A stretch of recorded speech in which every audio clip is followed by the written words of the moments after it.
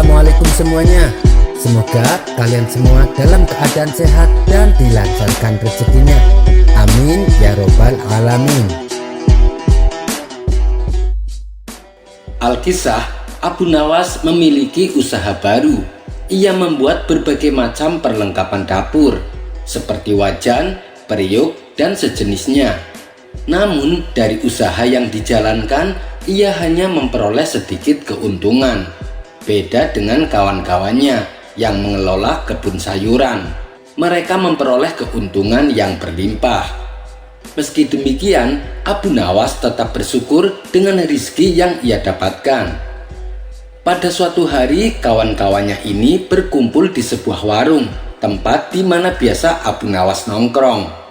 Masing-masing dari mereka menceritakan tentang kesuksesan hasil perkebunannya. Sementara Abu Nawas hanya menjadi pendengar setia. Lelaki pertama yang seorang petani timun berkata penuh kekaguman, "Hei kawan-kawan, selama aku menanam timun, ada pengalaman yang menakjubkan." "Apa itu?" tanya mereka penasaran. "Ketika waktunya panen, ada salah satu timun yang besarnya sepanjang kaki." Lelaki kedua yang merupakan petani wortel tak mau kalah. "Itu sih bukan apa-apa. Sewaktu saya panen wortel, ada salah satu wortel yang besarnya seukuran batang pohon kelapa." Lelaki ketiga yang merupakan petani kol juga tak mau kalah. "Hanya seperti itu saja kalian bangga.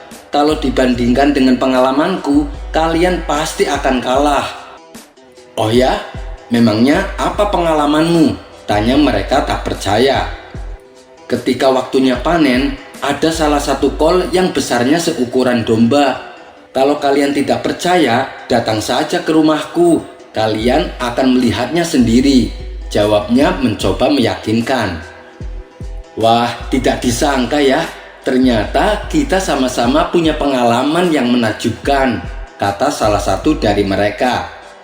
Di saat mereka saling asik menceritakan pengalamannya, Abu Nawas seolah tak peduli. Ia justru tampak asik menghirup secangkir teh yang ada di genggaman tangannya.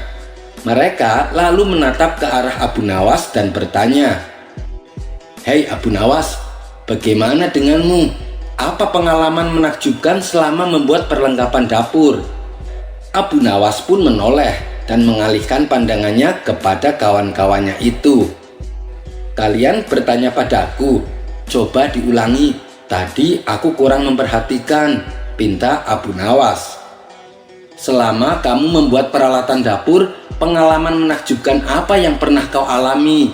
balas mereka mengulangi pertanyaan. "Oh, soal itu. Aku pernah membuat wajan yang ukurannya sebesar rumah," jawab Abu Nawas. Sontak mereka pun terkejut mendengarnya. "Memangnya ada orang yang minta dibuatkan wajan sebesar itu?" tanya mereka. "Tentu saja ada," jawab Abu Nawas singkat. "Kalau memang ada, lalu untuk apa wajan yang begitu besar?" tanya mereka penasaran. "Untuk memasak sayuran kalian yang ukurannya tidak masuk akal," jawab Abu Nawas. Mendengar itu, seketika mereka pun tertawa terpingkal-pingkal. Kisah selanjutnya. Ketika sedang melewati sebuah kebun apel, Abu Nawas dihinggapi keinginan untuk memakan apel tersebut. Maka ia menuntun keledainya ke salah satu pohon. Lalu sambil berdiri di punggung keledai, dia mengulurkan tangan dan memegang sebuah dahan. Namun saat ia hendak memetik apel, pemilik kebun itu berlari menghampiri. Hal ini tentu saja mengejutkan si keledai dan langsung lari meninggalkan Abu Nawas yang tergantung di dahan pohon. "Hei, ngapain kamu? Pasti akan mencuri apel," teriak pemilik kebun. Akan tetapi Abu Nawas seolah tak bersalah. "Wah, kau salah sangka kawan. Aku bukan pencuri. Aku justru dijebak oleh keledaiku," jawab Abu Nawas sekenanya. Kisah selanjutnya. Pada suatu ketika, Abu Nawas hendak bepergian bersama seorang saudagar kaya. Ketika sedang menyiapkan perbekalan, saudagar itu selalu menyombongkan dengan kekayaan yang dimilikinya. Lihatlah Abu Nawas, sepatuku sangat mengkilap dan berkilauan. Beda sekali dengan sepatu yang kau pakai. Jelek, kotor, dan berbau, ejek saudagar kaya. Abu Nawas hanya membalasnya dengan senyuman. Saudagar itu pun kembali mengejeknya. Hei Abu Nawas, lihatlah tungganganku ini, kuda yang gagah dan menawan. Sedangkan kamu hanya mengendarai keledai yang pendek dan dekil. Lagi-lagi Abu Nawas membalasnya dengan senyuman. Tak puas dengan apa yang dilakukan, saudagar kaya itu kembali mengejeknya. Bahkan kali ini ejekannya lebih parah. Hei Abu Nawas, dengan baju yang kau kenakan, kau terlihat seperti gembel pengemis. Lihatlah, bajumu sangat lusuh dan kumal. Belum lagi banyaknya tambalan. Beda sekali dengan penampilanku. Jubahku mewah dan berwibawa. Orang-orang pasti akan takjub melihatnya, kata saudagar kaya. Meski berulang kali dihina, Abu Nawas tetap bersabar. Ia pun membalas perkataan saudagar kaya. Nanti kau akan berharap agar berpenampilan sepertiku. Jawaban Abu Nawas tersebut sempat membuat saudagar kaya sedikit emosi. Apa? Tidak mungkin Abu Nawas, hartaku banyak. Aku tidak sudi berpenampilan sepertimu, timpal saudagar kaya. Singkat cerita, mereka berdua pun memulai perjalanannya. Setelah menempuh jarak yang lumayan jauh, tiba-tiba di tengah jalan mereka diserang kawanan perampok. Para perampok ini lalu menjarah semua perbekalan saudagar kaya. Jubahnya yang indah dirampas, sepatunya yang mengkilap direbut paksa, begitu pula dengan kuda yang dikendarainya. Adapun Abu Nawas malah dibiarkan. Mereka sama sekali tidak tertarik untuk merampoknya. Lalu salah satu anak buah perampok bertanya kepada pemimpinnya. Wahai ketua, bagaimana dengan dia? Katanya sambil menunjuk ke arah Abu Nawas. Pemimpin perampok menjawab, kau gila ya? Apa yang bisa dirampok dari dia? Bajunya dekil dan banyak tambalan. Sepatunya juga jelek dan bau. Apalagi keledainya, pendek dan terlihat berpenyakitan. Kau mau berpenampilan seperti dia? Balasnya dengan tertawa. Setelah merampok saudagar kaya, mereka pun segera pergi berlalu. Kini saudagar kaya dalam keadaan setengah telanjang. Jubahnya yang ia sombongkan telah dirampok, berikut dengan kuda dan semua perbekalannya. Melihat itu, Abu Nawas lalu berkata, andaikan para perampok itu tahu, sebenarnya aku membawa emas dalam kantong bajuku. Tapi berkat penampilanku yang seperti ini, justru membuatku selamat. Saudagar kaya itu membalas, benar Abu Nawas, andaikan aku berpenampilan sepertimu, pasti semua hartaku akan selamat. Kisah selanjutnya. Siapa sih yang tak kenal dengan Abu Nawas, sosok sufi jenaka yang punya sejuta akal? Meskipun berulang kali dijebak Baginda Raja, namun ia selalu bisa lolos, yang justru membuat malu Baginda Raja sendiri. Hal inilah yang membuat Baginda Raja semakin penasaran. Dan pada pertemuan kali ini akan menceritakan bagaimana Abu Nawas menghadapi fitnah karena dianggap beraliran sesat. Kisah ini bermula ketika Abu Nawas sedang nongkrong di warung bersama kawan-kawannya. Salah satu kawannya lalu bertanya, "Hai Abu Nawas, menurutmu apakah makan pada siang hari bisa membatalkan puasa?" Abu Nawas menjawab, "Masa kayak gitu saja kalian tidak tahu? Tentu saja puasanya batal." "Oh begitu ya. Begini Abu Nawas, kamu kan terkenal cerdik. Adakah makanan yang bila dimakan tidak membatalkan puasa?" tanya kawan lainnya. "Ada, yaitu makanan asli langsung dari surga. Kalian bebas memakannya sampai kenyang," jawab Abu Nawas. "Itu sih mustahil Abu Nawas. Yang saya tanyakan makanan di dunia," timpal kawannya. "Tentu saja ada, yaitu ayam bakar dan sop kambing. Tapi ada syaratnya, kalian memakannya saat dalam mimpi, balas Abu Nawas. Seketika mereka semua tertawa terpingkal-pingkal. Rupanya saat Abu Nawas berkata demikian, terdengar oleh salah satu menteri istana yang kebetulan melintas di tempat itu. Ia pun segera melaporkannya kepada Baginda Raja. Paduka yang mulia, Abu Nawas telah berfatwa yang melanggar syariat Islam, kata sang menteri memberitahu. Apa yang dia katakan? Tanya Baginda Raja. Dia bilang makan saat siang hari di bulan puasa tidak membatalkan puasa, lapor sang menteri. Kurang ajar Abu Nawas, dia berani mempermainkan hukum agama, geram Baginda Raja. Ternyata sang menteri telah salah paham karena yang ia dengar tidak seutuhnya.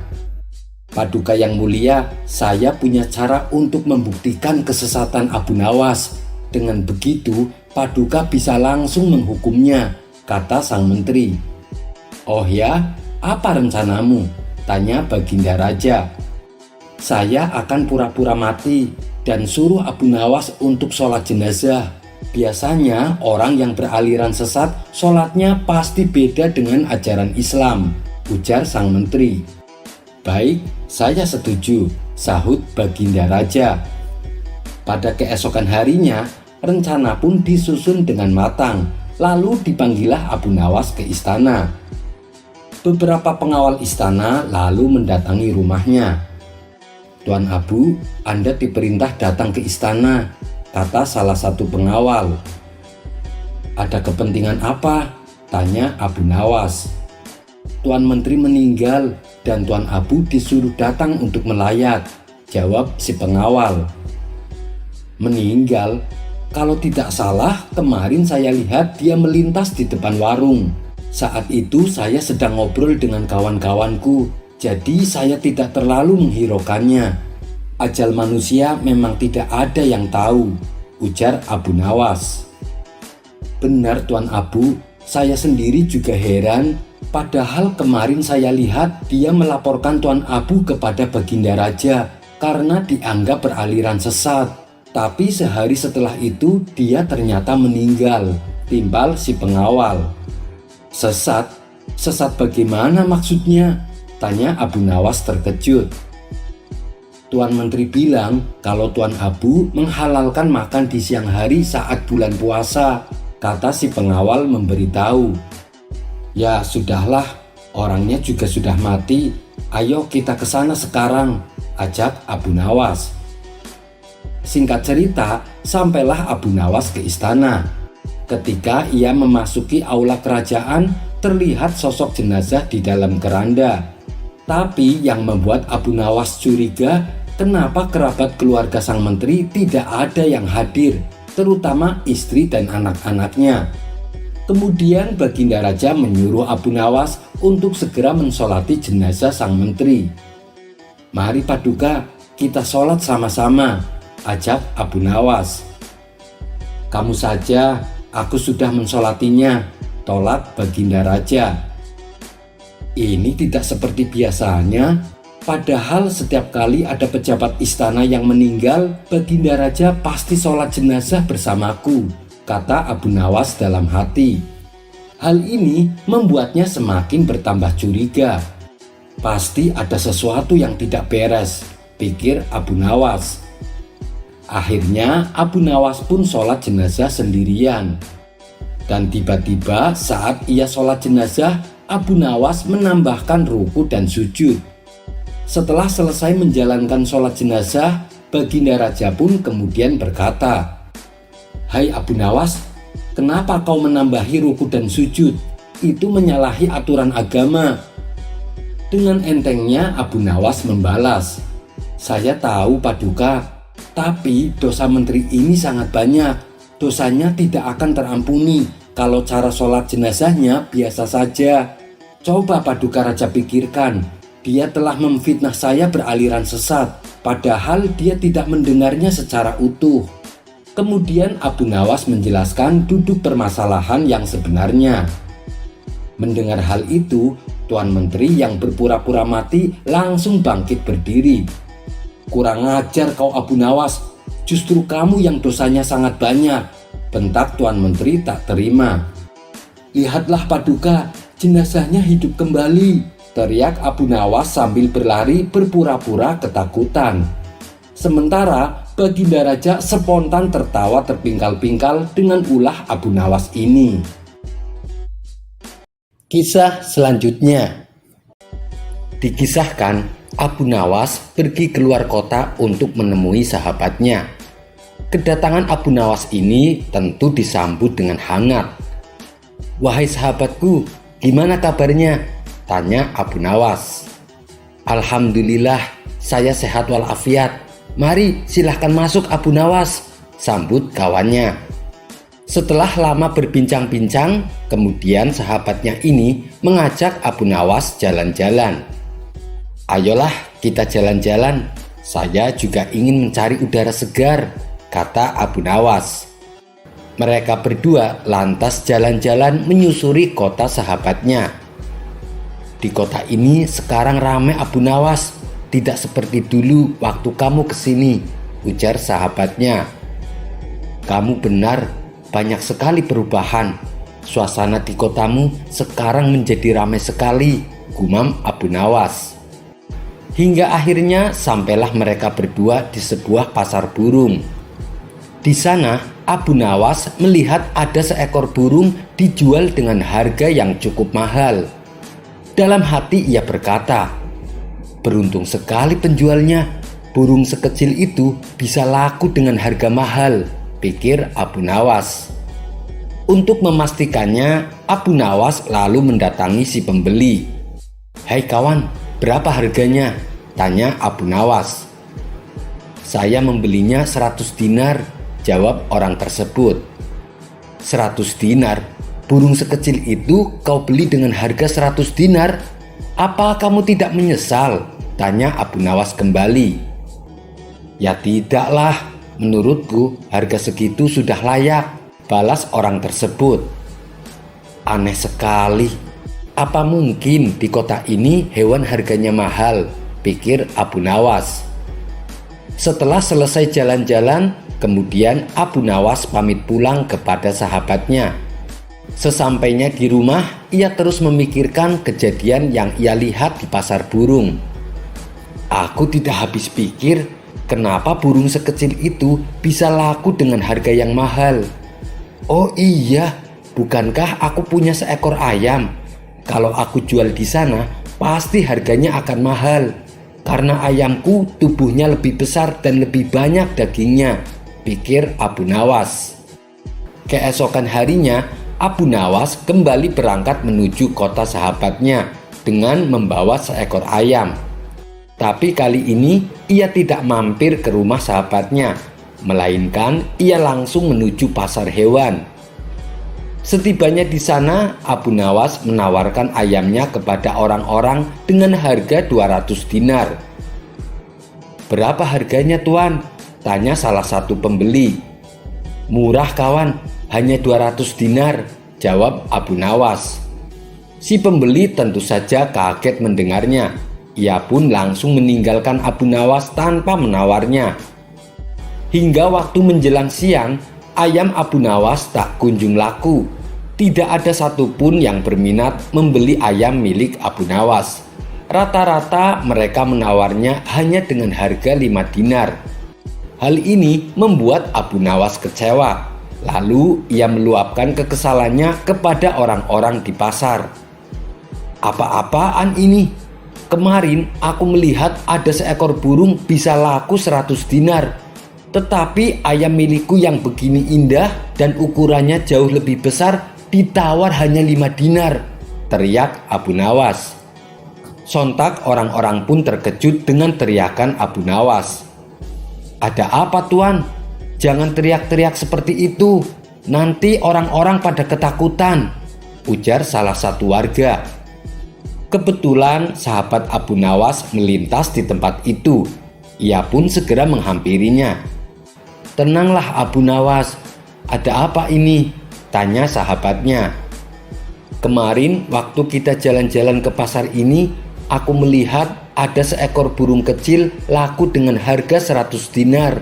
Tapi kenapa ayamku yang indah dan besar ini malah hanya ditawar dengan harga 5 dinar?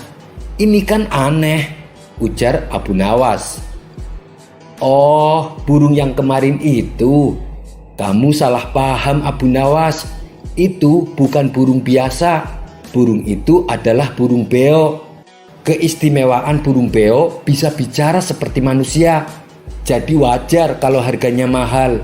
Bukan karena tubuhnya yang kecil, kata sahabatnya menjelaskan. Sejenak Abu Nawas terdiam. Ia pun mulai menyadari atas kekeliruannya. Tapi untuk menutupi rasa malunya, kemudian Abu Nawas berkata, "Kalau burung itu bisa bicara, ayamku ini malah bisa berpikir," ucap Abu Nawas. "Berpikir? Maksudnya bisa berpikir seperti manusia?" tanya sahabatnya penasaran. "Benar sekali, dia tahu mana ayam betina dan mana ayam jantan. Buktinya ia tak mau mengawini ayam jantan," ujar Abu Nawas. Mendengar itu, orang-orang yang ada di pasar seketika tertawa terpingkal-pingkal. Kisah selanjutnya. Ada sebuah kisah tentang seorang raja yang bernama Hatim At-Ta'i.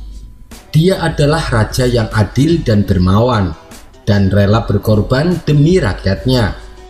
Ia bahkan rela menyerahkan seluruh kerajaannya asal rakyatnya bisa hidup tenang dan damai. Namun, niat baik raja ini tidak disambut baik oleh semua orang. Kisah ini bermula ketika ada raja Arab yang iri atas kemakmuran dan keindahan kerajaan Hatim At-Ta'i, seorang raja adil yang dicintai rakyatnya. Rasa ini mendorongnya untuk menyatakan perang terhadap Raja Hatim At-Ta'i. Ia pun mengirim pesan melalui utusannya. Pesan itu berbunyi, "Tunduklah padaku, jika tidak aku akan menghancurkan negerimu dan merampas semua hartamu." Ketika pesan itu sampai di istana Hatim, para penasehatnya serta-merta menyarankan agar raja mengerahkan seluruh prajurit untuk mempertahankan kerajaannya. Mereka berkata, "Wahai Paduka Raja, Paduka jangan khawatir. Tak diragukan lagi bahwa lelaki dan perempuan bertubuh sehat di negeri kita akan dengan senang hati berkorban untuk Paduka. Mereka bersedia mengorbankan nyawa demi membela raja yang mereka cintai." Namun di luar dugaan, Raja Hatim justru tidak menyetujuinya. "Tidak, daripada kalian bertempur dan menumpahkan darah demi aku, lebih baik aku pergi dan meninggalkan negeri ini. Aku tidak tega bila rakyatku harus mengorbankan diri mereka demi kejayaanku. Jika kita menyerah tanpa perlawanan, raja ini hanya akan menuntut pengabdian dan pajak yang tidak lebih tinggi. Namun sebaliknya, jika kita melawan dengan pertempuran, kita pasti akan kalah.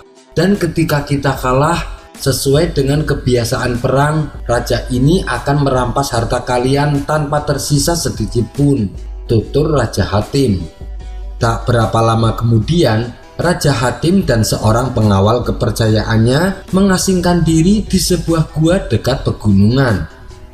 Di sana ia menghabiskan waktunya dengan mendekatkan diri kepada Allah. Ia berdoa agar masalah yang menimpa negerinya supaya mendapatkan jalan yang terbaik. Sebagian rakyat yang kecewa dengan keputusan Raja Hatim menggerutu dan menganggapnya pengecut. "Tidak kusangka raja yang kita agung-agungkan selama ini ternyata hanya seorang pengecut," kata salah satu dari mereka. Yang lain menimpali, "Dia tampaknya hendak menyelamatkan dirinya sendiri tanpa memperdulikan nasib rakyatnya. Sebab dia menyerahkan nasib kita kepada seorang raja yang bengis.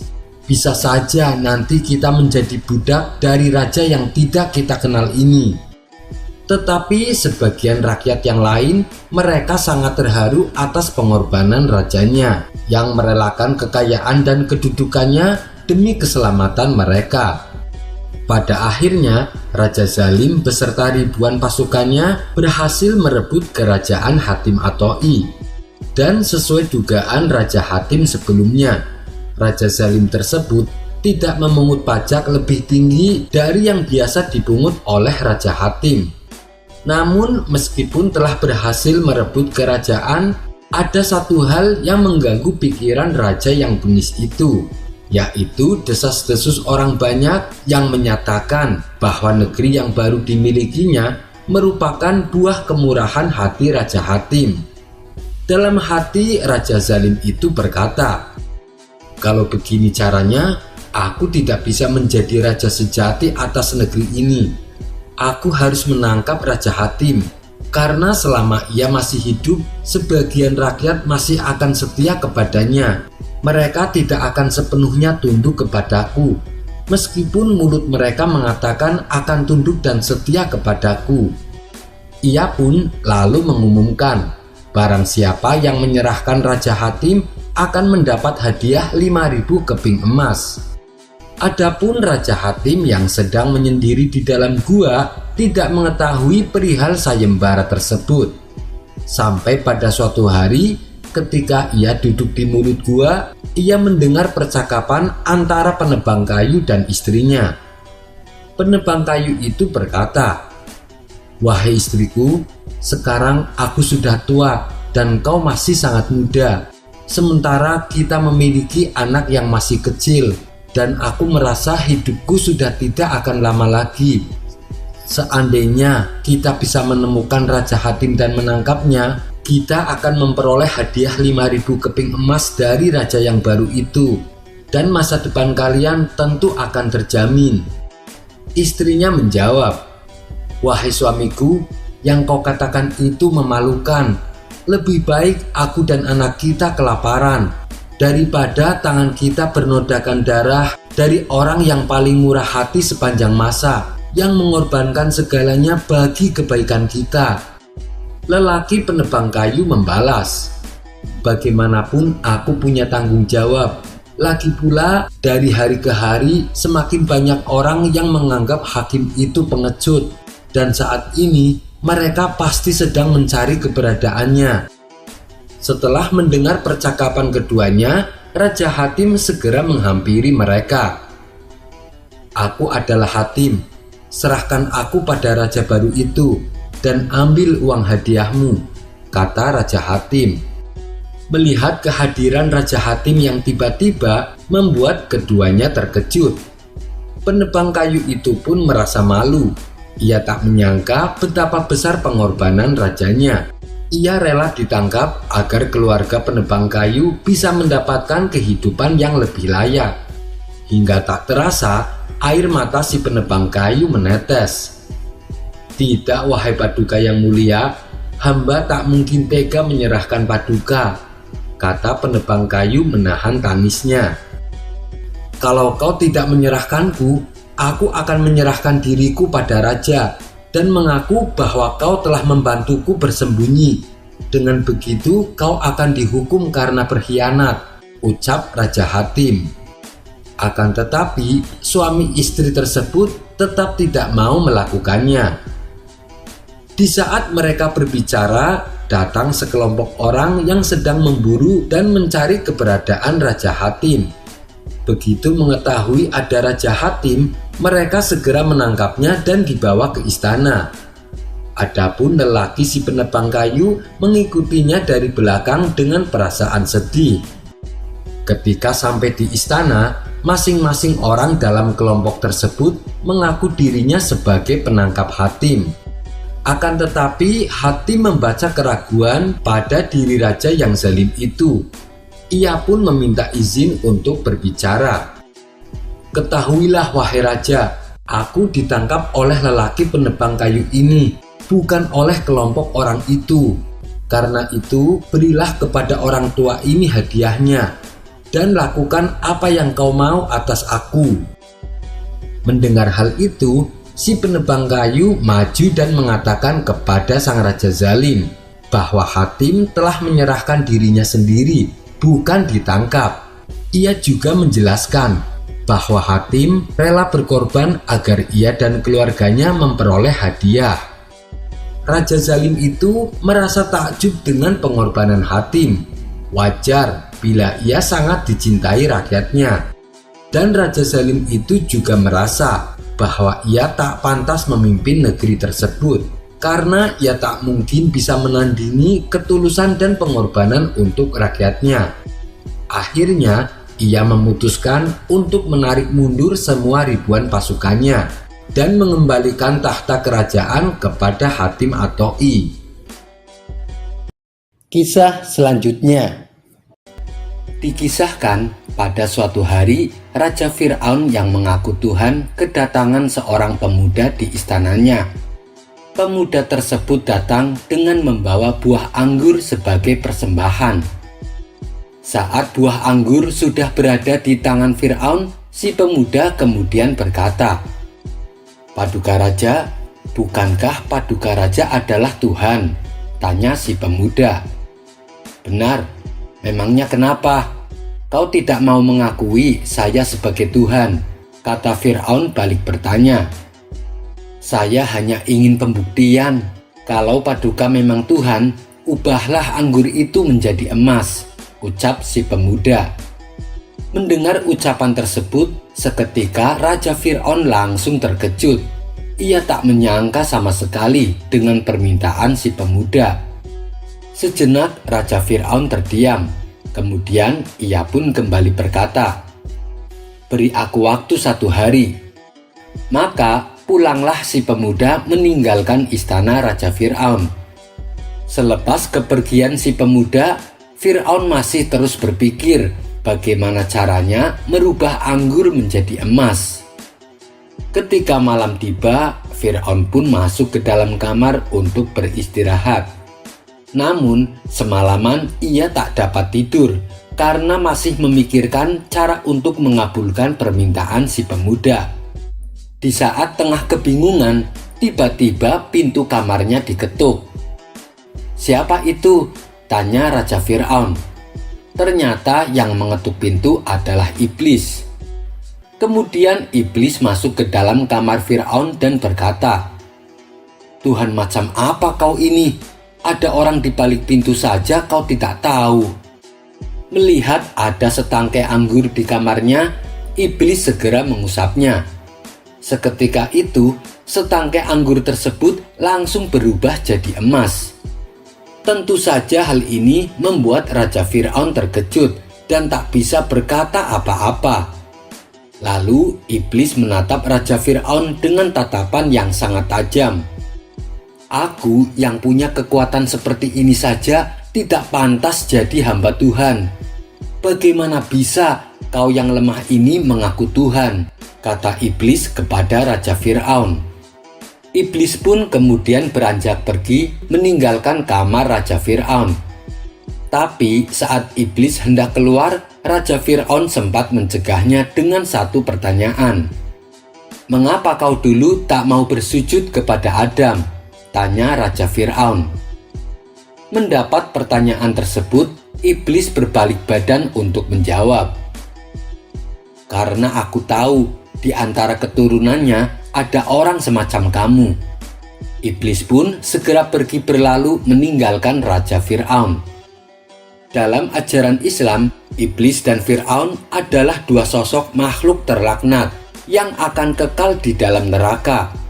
Dosa iblis adalah karena kesombongannya dan hasud kepada Nabi Adam alaihissalam. Ia takabur dan menolak perintah Allah untuk bersujud kepada Nabi Adam alaihissalam. Sedangkan dosa Fir'aun adalah takabur dengan mengakui dirinya sebagai Tuhan dan memusuhi Nabi utusan Allah, yaitu Nabi Musa alaihissalam. Pada kesempatan lain, iblis kembali menemui Raja Fir'aun di istananya. Pada pertemuan itu, mereka pun terlibat dalam sebuah percakapan. "Apakah kau mengenaliku?" tanya iblis saat mendatangi Raja Fir'aun. "Ya, aku mengenalimu," jawab Raja Fir'aun. "Hai Fir'aun, kau telah mengalahkanku dalam satu hal," ucap si iblis. "Apa itu?" tanya Raja Fir'aun keheranan. "Kelancanganmu mengaku sebagai Tuhan," jawab si iblis. "Wahai Fir'aun, ketahuilah, sungguh aku lebih tua darimu. Aku lebih berpengetahuan dan lebih kuat darimu. Tapi aku tak pernah mengaku sebagai Tuhan," kata iblis melanjutkan. "Engkau benar wahai iblis, tapi nanti aku akan bertaubat," balas Raja Fir'aun. Mendengar keinginan Fir'aun yang akan bertaubat, maka iblis kembali berkata, "Wahai Fir'aun, jangan terburu-buru. Bukankah penduduk Mesir menerimamu sebagai Tuhan? Jika kau bertobat, mereka pasti akan meninggalkanmu. Mereka akan merangkul musuh-musuhmu dan menghancurkan kekuasaanmu hingga kau tersungkur dalam kehinaan," tutur iblis laknatullah. Tujuan dari ucapan iblis adalah supaya Fir'aun tidak kembali ke jalan yang benar. Karena jika Fir'aun tidak bertaubat dan tetap mengakui dirinya sebagai Tuhan, maka akan lebih baik bagi iblis, sehingga makin banyak manusia tersesat dan menemaninya di neraka kelak. Kemudian Fir'aun kembali berkata kepada iblis, "Kau benar wahai iblis, namun tahukah engkau siapa di muka bumi ini yang lebih buruk dari kita berdua?" tanya Raja Fir'aun. "Orang yang tidak mau menerima permintaan maaf orang lain. Dialah orang yang lebih buruk dari kita berdua," jawab iblis. Hikmah dari kisah ini betapa pentingnya memberikan maaf kepada orang lain, terlepas dari siapa yang salah dan siapa yang tidak bersalah. Kisah ini terdapat dalam kitab An-Nawadir karya Syekh Syihabuddin Ahmad bin Salamah Al-Misri. Wallahu a'lam bishawab. Kisah selanjutnya. Dalam sejarah perjalanan hidup Abu Nawas, ternyata ia pernah bekerja di toko pakaian milik saudagar kaya. Kala itu kondisi keuangan rumah tangganya sedang terpuruk. Ia sama sekali tak punya uang untuk membeli makanan. Apalagi waktu itu Baginda Raja sudah lama sekali tak memanggil dirinya. Sudah barang tentu ia tak lagi mendapatkan hadiah pundi-pundi uang. Sebenarnya ia bisa saja langsung datang ke istana menemui Baginda Raja untuk meminta hadiah. Karena sebelumnya Baginda Raja pernah mengatakan kalau Abu Nawas butuh apa-apa langsung saja minta padanya, tak perlu sungkan-sungkan ataupun malu. Tapi itu bukanlah sifat Abu Nawas. Ia pantang meminta atau menerima hadiah tanpa bekerja. Meskipun pekerjaan yang ia lakukan hanya sekedar menghibur Baginda Raja, baginya itu lebih mulia daripada meminta. Akibat kondisi ekonominya yang serba kekurangan, sang istri pun selalu mengomel tiap hari. "Sampai kapan kita terus begini? Untuk makan saja susah. Kalau kamu tidak mau meminta hadiah pada Baginda Raja, ya kamu cari kerja apa kek, biar bisa dapat uang untuk beli makanan," kata sang istri sewot. Karena tak tahan dengan omelan sang istri, Abu Nawas pun menjawab, Iya, saya akan cari kerja." Kemudian Abu Nawas bergegas pergi ke pasar untuk mencari pekerjaan. Di tengah perjalanan, ia tak sengaja bertemu dengan sahabat lamanya. "Hei Abu Nawas, kamu mau kemana? Kenapa mukamu terlihat cemberut?" tanya sahabatnya kepada Abu Nawas. "Saya mau cari pekerjaan. Istriku di rumah ngomel-ngomel terus minta dibelikan istana," jawab Abu Nawas sekenanya. Mendengar itu sahabatnya langsung tertawa terpingkal-pingkal. Abu Nawas, kamu ini ada-ada saja. Tapi kamu serius mau cari pekerjaan?" tanya sahabatnya. "Iya, aku serius. Memangnya ada lowongan pekerjaan?" Abu Nawas balik bertanya. "Ada sih, di toko pakaian milik saudagar kaya. Tapi ya banyak yang tidak betah bekerja di sana. Katanya sih majikan pemilik toko pakaian tersebut sangat pelit dan bakhil," tutur sahabatnya. "Tidak apalah, Yang penting saya bisa bekerja dan mendapat upah, balas Abu Nawas. Kemudian sahabatnya mengantarkan Abu Nawas ke toko pakaian yang dimaksud.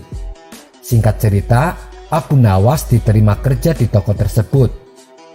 Hari pertama kerja, Abu Nawas mulai merapikan baju-baju dagangan supaya terlihat menarik bagi para pembeli yang datang. Di tempat toko ia bekerja, Abu Nawas penasaran dengan kendi kecil yang berada di atas meja majikannya. Sesekali ia melirik ke arah kendi kecil tersebut. Melihat gelagat Abu Nawas yang mencurigakan itu, sang majikan lantas berkata, "Hei Abu Nawas, kendi ini isinya racun. Jangan coba-coba untuk meminumnya, nanti kamu mati," kata sang majikan memperingatkan Abu Nawas. Tapi yang membuat Abu Nawas heran, ketika majikannya pergi, kendi kecil tersebut juga ikut dibawa serta. Setelah hari menjelang siang, Abu Nawas pun disuruh istirahat sebentar. Akan tetapi ia sama sekali tidak diberi makan, bahkan air putih pun tidak dikasih. Pantesan banyak yang tidak betah kerja di sini, pikir Abu Nawas. Sore harinya Abu Nawas pun pamit pulang dan meminta upah kepada majikannya. "Ini upahmu untuk hari ini," kata majikan sembari memberikan uangnya. "Upahnya kenapa sedikit sekali? Ini tidak sebanding dengan pekerjaannya," protes Abu Nawas. "Kalau kamu tidak mau, kamu boleh berhenti kerja di sini," jawab majikannya enteng. Yah, karena saat itu Abu Nawas lagi butuh pekerjaan, meskipun upahnya sangat sedikit, terpaksa ia jalani. Hari kedua pun Abu Nawas kembali berangkat bekerja. Seperti biasa, ia merapikan baju-baju dagangan majikannya. Setelah waktu siang tiba, majikannya masih belum juga datang ke toko. Padahal ini sudah waktunya Abu Nawas untuk istirahat sebentar. Rasa lapar pun mulai menghinggap. Ia ingin keluar makan di warung, tapi ia takut ada maling yang masuk ke tokonya. Kemudian tanpa sengaja, Abu Nawas melihat kendi kecil di atas meja majikannya.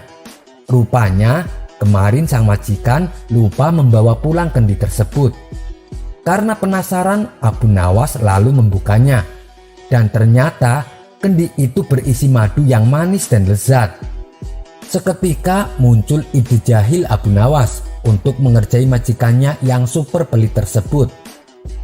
"Aku sudah sangat lapar, tapi majikan tidak pengertian," pikir Abu Nawas. Ia pun lalu menjual salah satu baju dagangan di tokonya untuk membeli roti. Lantas ia makan roti tersebut dicampur madu lezat yang ada dalam kendi kecil milik majikannya.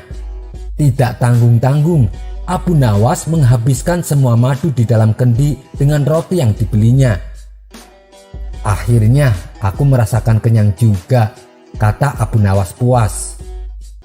Tidak lama kemudian sang majikan pun datang.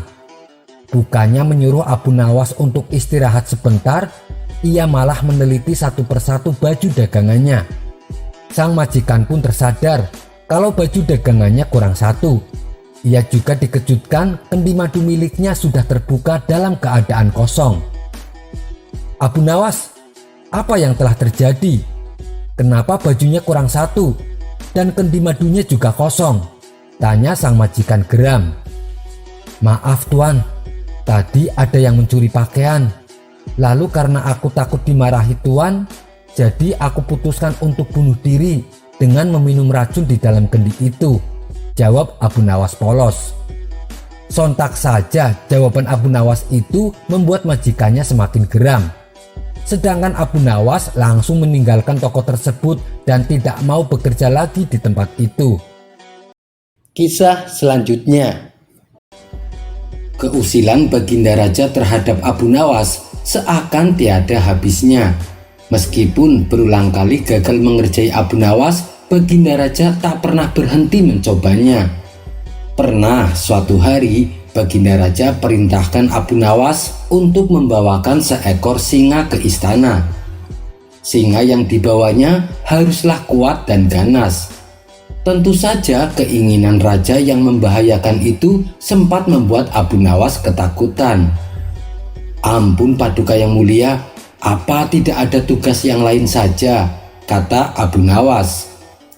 Akan tetapi Baginda Raja tetap pada pendiriannya. Ia menginginkan seekor singa untuk dijadikannya sebagai hiburan.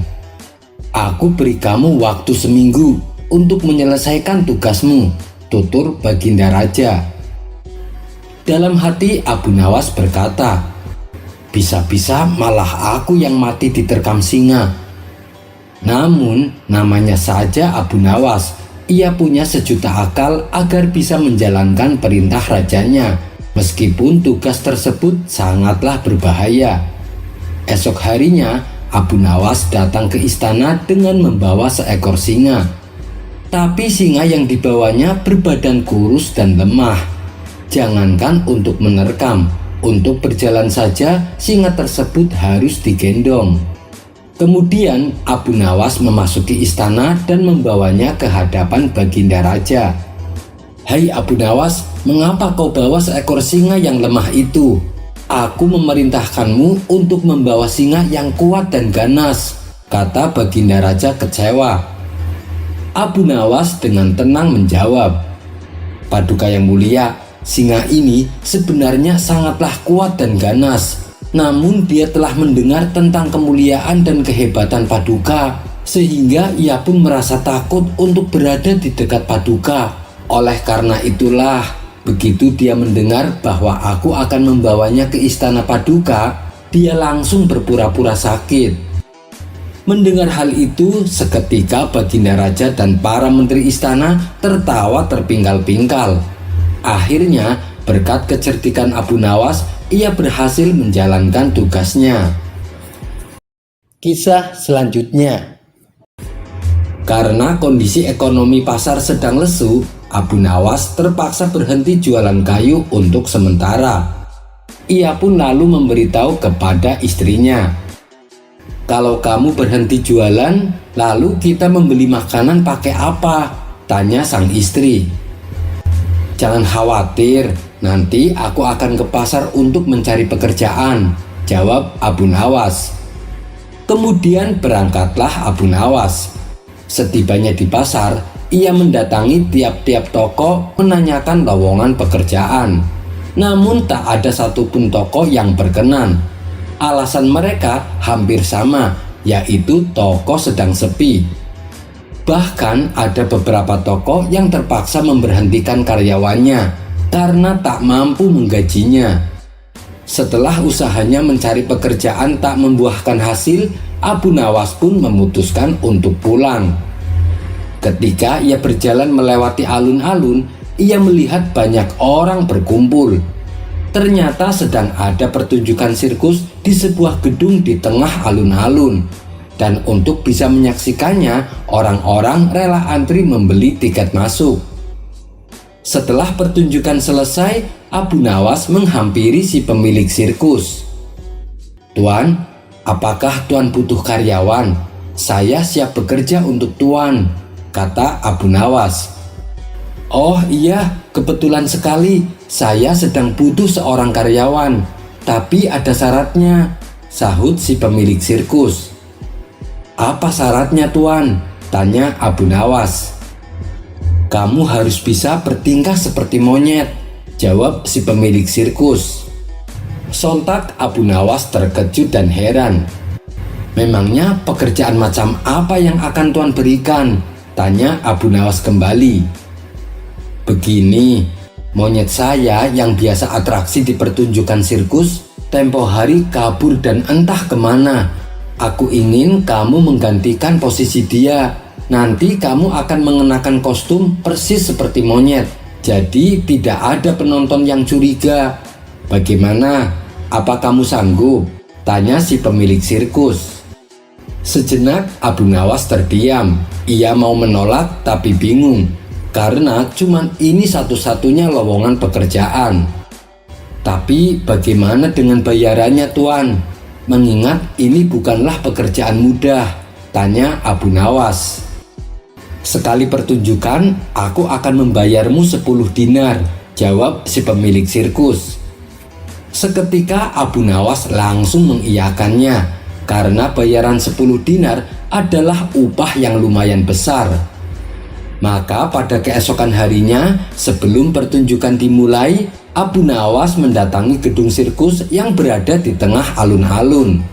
Saat Abu Nawas mengenakan kostum monyet yang sudah disediakan, ia sempat terkejut. Ternyata ada singa dan macan yang juga dijadikan pertunjukan sirkusnya. "Tuan, saya takut kalau sampai-sampai saya malah diterkam oleh singa," kata Abu Nawas. "Jangan khawatir, antara tempat kamu dan tempat singa ada pembatasnya, jadi kamu aman," ujar si pemilik sirkus. Abu Nawas pun akhirnya merasa lega. Setelah pertunjukan sirkus dimulai, Abu Nawas bertingkah seperti seekor monyet. Ia bergelantungan dari satu tempat menuju tempat yang lain. Penonton pun bersorak dan bertepuk tangan melihat atraksi Abu Nawas. Hal ini membuat Abu Nawas semakin semangat. Kali ini ia melompat dari tempat yang bersebelahan dengan kandang singa, di mana singa tersebut juga tengah melakukan atraksinya. Dan tiba-tiba nasib sial dialami oleh Abu Nawas. Ia terjatuh dan masuk ke dalam kandang singa. Di saat dirinya hendak bangkit, singa tersebut menghampiri Abu Nawas. "Waduh, mati aku," jerit Abu Nawas dalam hati. Ia pun pasrah kalau hari itu harus mati diterkam oleh seekor singa. Kemudian singa itu mendekatkan wajahnya tepat di telinga Abu Nawas. "Kamu dibayar berapa menjadi monyet sampai begitu semangatnya?" bisik singa tersebut kepada Abu Nawas. "Oalah, jadi kamu singa jadi-jadian," timbal Abu Nawas. Singa itu mengangguk dan meninggalkan Abu Nawas. Kisah selanjutnya. Dikisahkan, Abu Nawas mempunyai tetangga seorang tuan tanah yang kaya raya. Hampir seluruh penduduk desa bekerja di perkebunannya. Namun tuan tanah tersebut mempunyai sifat pelit dan bakhil. Tak hanya itu, selain berprofesi sebagai tuan tanah, ia juga menjadi rentenir. Hal inilah yang membuat Abu Nawas resah selaku ulama sufi. Ia ingin membuat tetangganya itu bertaubat atas perbuatannya. Setelah merenung agak lama, akhirnya Abu Nawas menemukan ide yang cemerlang.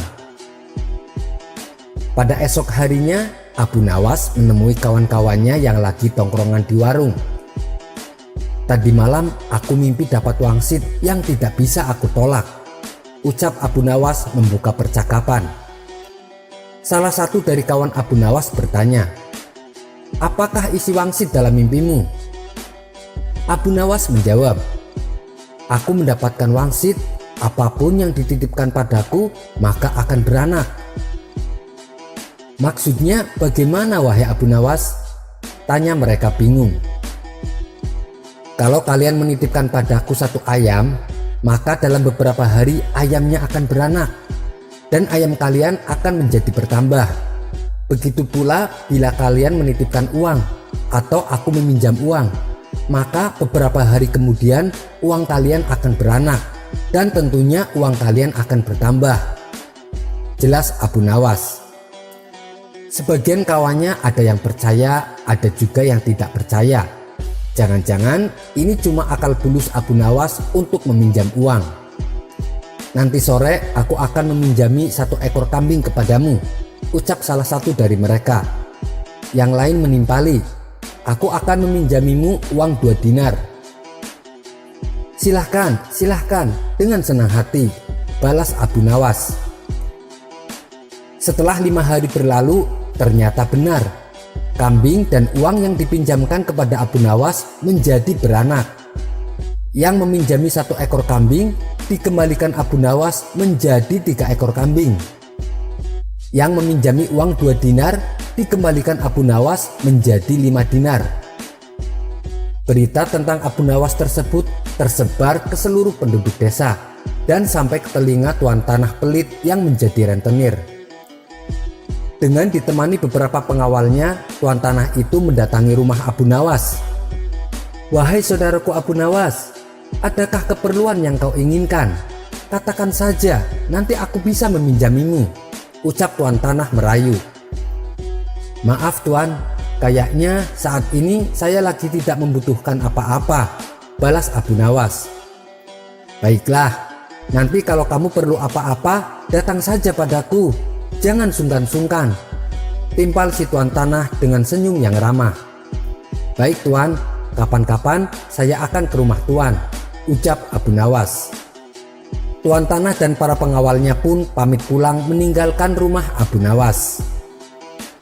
Di suatu sore, Abu Nawas merasakan lapar. Ia tak mempunyai apapun di dalam rumah untuk dimakan. Kemudian Abu Nawas mendatangi tuan tanah untuk meminjam 3 butir telur. Dengan senang hati si tuan tanah menyambut dan meminjamkannya kepada Abu Nawas. 5 hari kemudian Abu Nawas mengembalikan telur yang dipinjamnya. Si tuan tanah menerimanya dengan senang hati.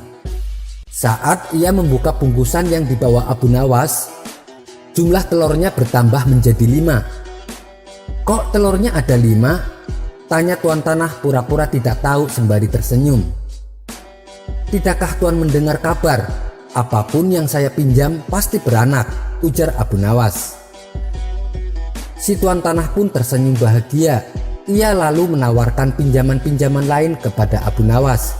Namun Abu Nawas menolaknya dengan alasan sedang tidak butuh.